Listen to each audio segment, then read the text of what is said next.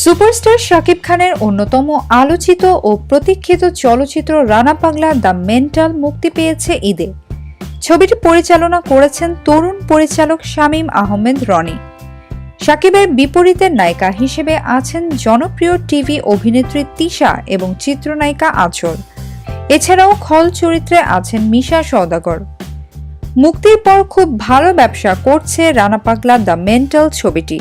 ঈদের দিন সবকটি হলই হাউসফুল ছিল।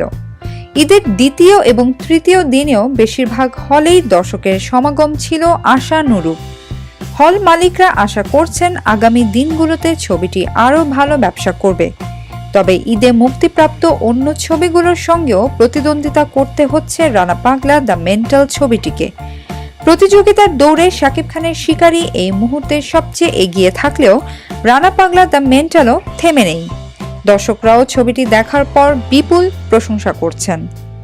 বিনোদন জগতের নিত্য নতুন খবরাখবর জানতে রিপোর্টার জরিনা চ্যানেলটি সাবস্ক্রাইব করুন। লাইক, কমেন্ট এবং শেয়ার দিতে ভুলবেন না।